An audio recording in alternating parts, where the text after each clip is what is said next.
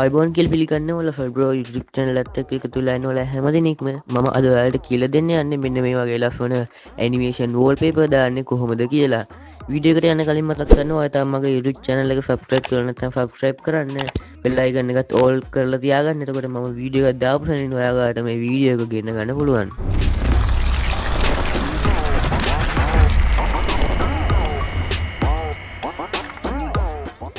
අපි මේ animation wallpaper දාන්න භාවිතා කරන්නේ lively wallpaper කියන software එක. ඒක නිසා දැන් අපි යමු ඒක install කරන process එකට. මම ඔයාලට description area එකේ link එකක් දාලා ඇති. ඒ link එකෙන් ආවම ඔයාලට මේ වගේ website එකකට එන්න පුළුවන්. ඔයාලා මේ website එකේ යටටම යන්න. යටටම ගියන් පස්සේ මෙතන download යටතේ තියෙනවා install කියලා button එකක්. ඒක click කරන්න. ඊට පස්සේ අපිට බලා ගන්න පුළුවන් lively wallpaper setup file එක download වෙනවා. මේ ෆයිල් එක MB 195ක් විතර වෙන්නේ.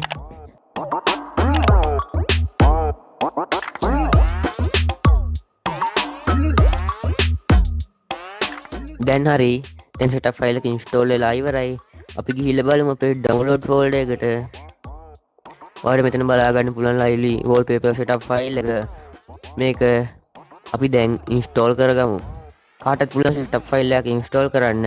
මමත් ඒ විදිහටම මේක ඉන්ස්ටෝල් කරගන්නවා.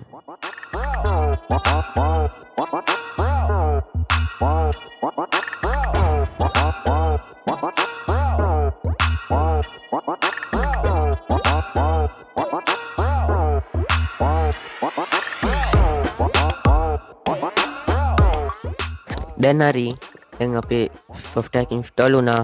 මෙතන launch lively wallpaper කියන එක ටික එක දාලා finish දෙන්න. ඊට පස්සේ ටික වෙලාවකින් මේ app එක open වෙයි. මේ තියෙන්නේ app එකේ icon එක. ඔයාලට දැන් බලා ගන්න පුළුවන් lively wallpaper app එක open වුණා. ඔයාලට මෙතන ගොඩක් දේවල් බලා ගන්න පුළුවන් දාන්නේ. අපි මේ එකින් එක දාලා බලමු. මම මෙතන තියෙන පළවෙනි එක ඉස්සෙල්ලම දා ගන්නවා.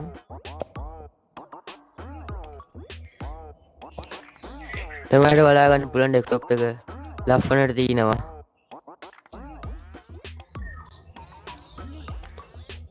ඒ වගේම තව එකක් තියෙනවා. ඒක දැම්මම අපිට පුළුවන් mouse එක ගෙනියනකොට තමයි ඒක ලස්සනට පේන්නේ. ඔයාලා බලා ගන්න පුළුවන් ඒකත් ලස්සනට ආවා. ඔයාලා බලා ගන්න පුළුවන් mouse එක ගෙනියනකොට mouse එක පස්සෙන් තමයි එක එන්නේ. මේක මෙහෙම නවත්තලා තිබ්බොත් ස්ක්‍රීන් එක කළු වෙනවා.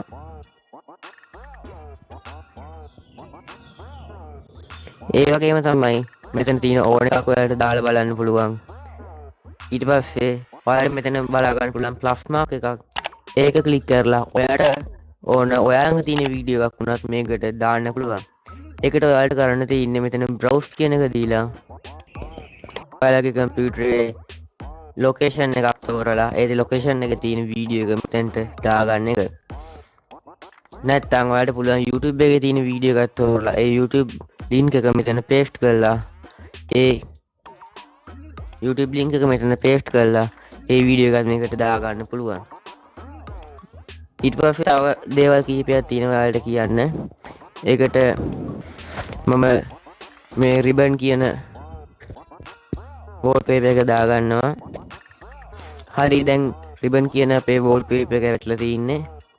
ඔයාලට පුළුවන් මෙතන ඊතලයේ ක්ලික් කරලා ඔයාලට පුළුවන් මෙතන ඊතලයේ ක්ලික් කරාන් පස්සේ මෙතන software එකේ icon එක බලා ගන්න. ඒක right click කරලා customize wallpaper කියන එක දුන්නාම අපිට ඇවිල්ලා තියෙන wallpaper එක customize කරගන්න පුළුවන්. ඔයාලට මෙතන බලා ගන්න පුළුවන් wave කියලා එකක්. ඒ කියන්නේ මේකේ color එක අපිට ඕනනම් මේකේ color එක මාරු කරන්න පුළුවන්. මම දැන් කොළ පාටට පුරු color එකක් දෙන්න. දීලා එතන okay වන්න ඕනේ. ඊට පස්සේ ඔයාලට බලා ගන්න පුළුවන් මේක කොළ පාට උනා. මේක තව ටිකෙන් ටික කොළ පාට වෙනවා. ඊට පස්සේ ඔයාලට මෙතන බලා ගන්න පුළුවන් තව එකක්. මෙතන එහා මෙහා කරාම මේකේ size එක වැඩි වෙනවා. ඊට පස්සේ තියෙනවා rainbow speed කියලා. ඒක අඩු වැඩි කරාම මේක කැරකෙන වේගය වෙනස් වෙනවා. ඊට පස්සේ මෙතන ඔයාලට බලා ගන්න රේන්බෝ කියලා ටික එකක් දාන තැනක් තියෙනවා. ඒක දැම්මෙන් පස්සේ ඔයාලට මේක පාට බාටින් බලා ගන්න පුළුවන්. ඒ කියන්නේ මේක වෙලාවෙන් වෙලාවට පාට මාරු වෙනවා. ඔයාලට පේනවා මේ රේන්බෝ එක තමයි ලස්සන. දැන් මම මේ වින්ඩෝ එක ක්ලෝස් කර ගන්නවා. ඊට පස්සේ ඔයාලට මෙතන settings බලා ගන්න පුළුවන්. ඔයාලට settings වලට ගියාම ගොඩක් දේවල් හදන්න පුළුවන්. ඔයාලට සාමාන්‍යයෙන් මේ දේවල් පුළුවන්. ඔයාලට කියන්න ඕනේ මේක කම්පියුටර් එක ස්ටාර්ට් අප් එකේදී දාලා තියන්න එපා. එතකොට කම්පියුටර් එක ස්ලෝ වෙනවා. කම්පියුටර් එක ස්ටාර්ට් වෙන්න එහෙම ස්ලෝ වෙනවා.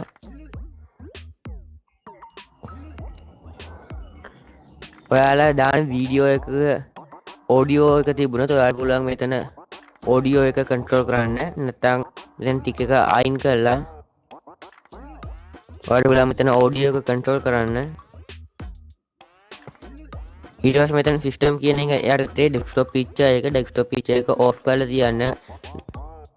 ඊට පස්සේ ඔයාලට මෙතන බලා ගන්න පුළුවන් ටාස්ක් බාර් තීම් කියලා ඒක ඔෆ් කරලා තියාගත්තාම හරි. නැත්නම් ඔයාලට මේක ක්ලියර් දීලා transparent ටාස්ක් බාර් එකක් ගන්න පුළුවන්. ඊට පස්සේ blur වගේ ඔප්ෂන් කීපයක් තියෙනවා. ඔයාලට එකින් එක දාලා බලන්න පුළුවන්. කිසි ප්‍රශ්නයක් වෙන්නේ නැහැ. මොකක් හරි ප්‍රශ්නයක් වුණොත් ඔයාලට පුළුවන් ආයි software එක reinstall කරන්න. අද වීඩියෝ එක මම කියලා දෙන්න බලාපොරොත්තු වෙන්නේ මේ software එක ගැන. අද මම වීඩියෝ එකකින් කියලා දෙන්න බලාපොරොත්තු වෙන්නේ මෙන්න මේ software එක ගැන. ඔයාලා හිතන්නේ මේ software එක හොඳයිද නැද්ද කියලා පල්ලෙහෙන් කමෙන්ට් කරන්න. අපි එහෙනම් අලුත් වීඩියෝ එකකින් හම්බෙමු. ඔයාලට සුබ දවසක්.